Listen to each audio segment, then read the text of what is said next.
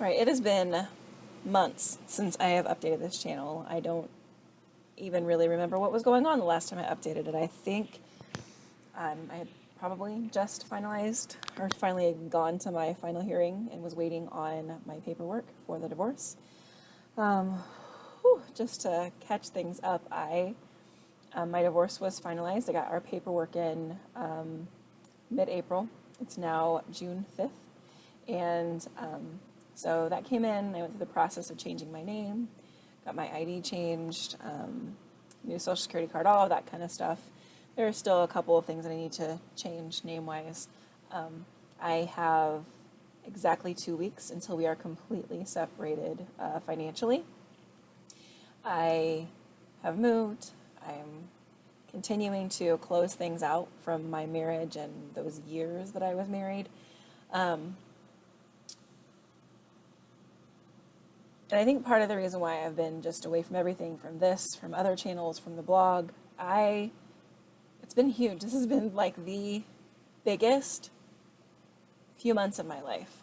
Just May alone was massive. So just to kind of give some updates, I think I went to court the last time that I did a video. That happened in February. In March, I looked and looked and looked for a place to live. March 31st, my lease was up, and the process of marriage and the person that I was married to ruined my credit and sent it so far lower than it had ever been before that I could not get approved for an apartment anywhere. And I am a big believer in things happening for a reason and there being, purpose behind everything happening, and that it really worked out because I would be very overextended right now trying to pay things off and, take care of my health in the way that I'm taking care of it right now while trying to pay for rent. So I ended up having to move in with my parents. So this is literally my little apartment that I have. I use their kitchen, but I've got everything here that I need.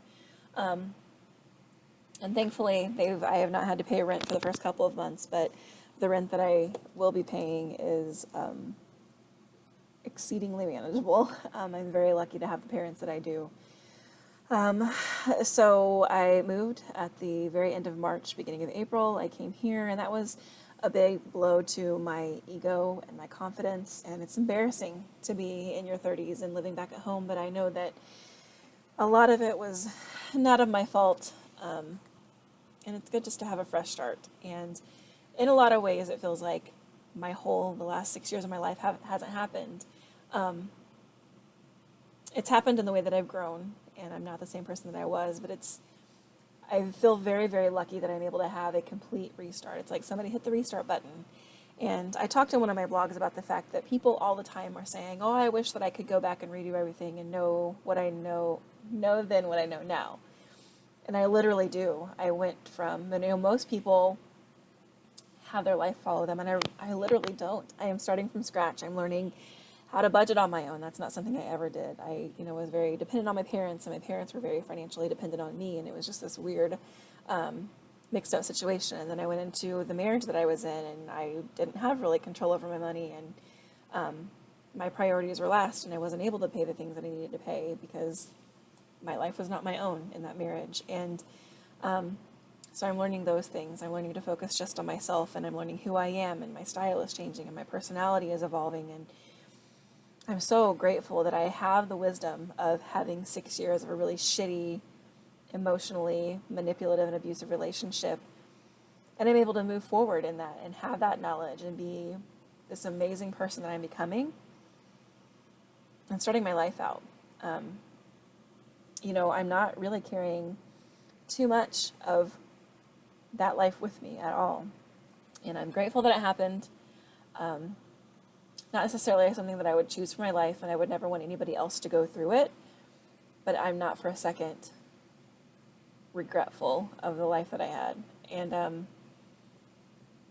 my relationship with my ex has changed a little bit. It's kind of continuing to move through things. And I think that as I continue to heal in different areas of my life, it's going to continue to change. We went through a phase where we were actually kind of close. Like, we would go out to dinner and we would talk all the time.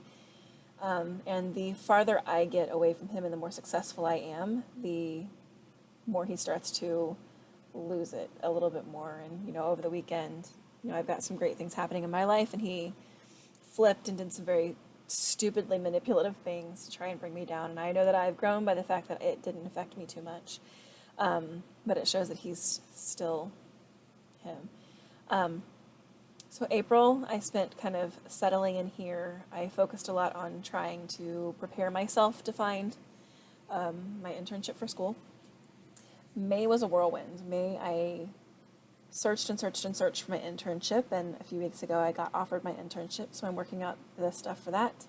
The mini marathon that I had been training for, I completed. I did it. I had to take a break in the middle, but I had walked a total of about 1.5 miles in trying to get there, so I did it. I crossed the finish line. I had amazing, beautiful friends there at the finish line, and my mom at the finish line to cheer me on. And it was really funny because when I got to the finish line, I heard from my ex, and he was at the finish line too, but he couldn't find me and ended up yelling at me because he couldn't find where I was and was mad at me because he wanted to be part of that experience. And I did that as a sign of victory, that I was free from him. So I thought it was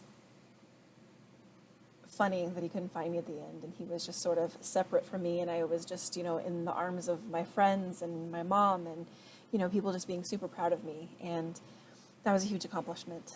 I really just kind of threw myself into May in Indianapolis. And if you're familiar with Indianapolis, in the month of May, it's a madhouse, crazy.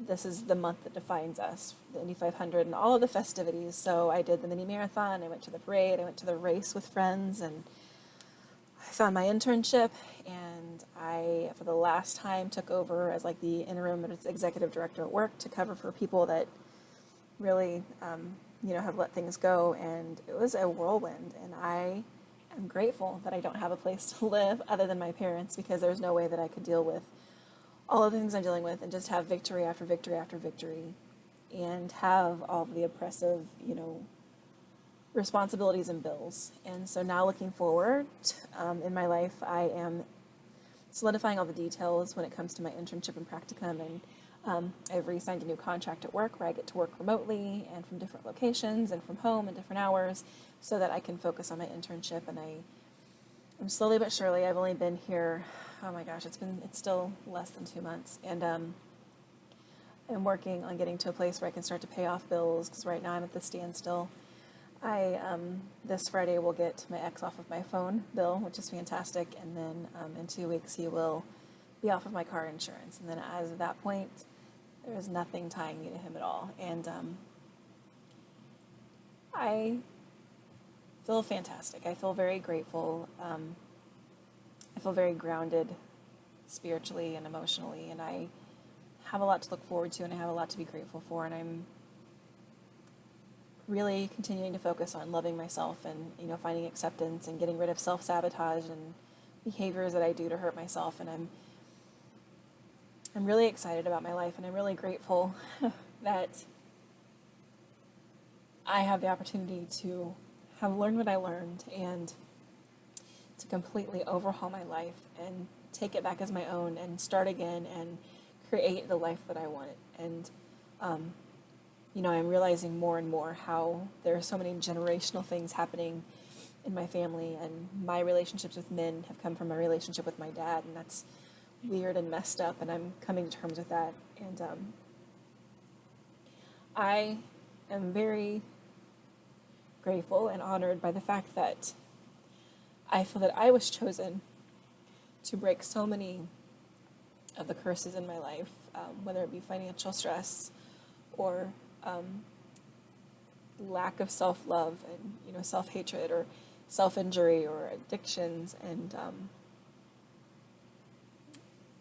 abusive men. And I am so glad that I have the knowledge that I have and the education and the experience and the heart that I have, that I am able to have gone through such a shitty year but have it be the best year of my life. And not only to overcome things for myself, because I think that I'm overcoming things for my future generations and my nieces, and I don't want them to live the life that I've lived and the amount of pain that I've had and the amount of burden that I had for so many years of my life. And I am so grateful that I get to be the one that's given that responsibility to break this and to be able to inspire the next generation, but then to use the knowledge that I have to go forward in my career and touch the lives of women. And I continue to be called further and further into really empowering women to overcome the things that are in their life and to be able to really embrace their womanhood and their power and their sexuality and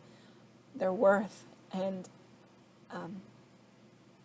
it's just huge for me. And I'm so grateful that I'm able to do that from a place where I know what it feels like. I know what it feels like to be in pain. And I've been looking at old pictures of myself a lot lately and looking back at 2-year-old me. I had so much in my eyes. I had so much pain and so much burden.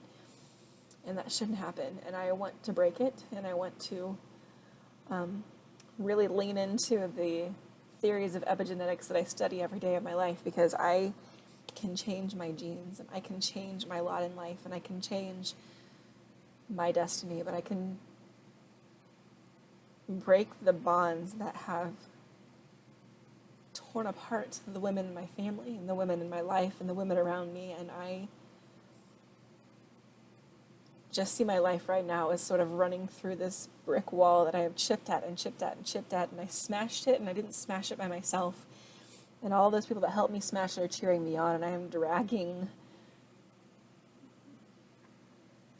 the women that I love and my family line from years down the road. I'm dragging them with me, and I'm proud and I'm happy and I'm fulfilled and I'm content. And I think that contentment is huge and not something that I've ever felt in my life. And the things that I'm focusing on now are just these little things here and there that everybody focuses on, like ways to stop self-sabotaging and ways to be happy. And that's okay to focus on, because that's what I will help other people with. And I'm so grateful for the hell that I lived in and the evil that I slept with. And I'm not one that's very inarticulate. I have a love of words and I love speaking and making connections, but this is one area that I'm so taken aback by the path my life has taken that there are no words that I have for it. There's just the way that I feel. And I don't think that I've ever felt so happy in my life, but I'm grateful, and I am excited for where my life is going. And yeah, the future is good.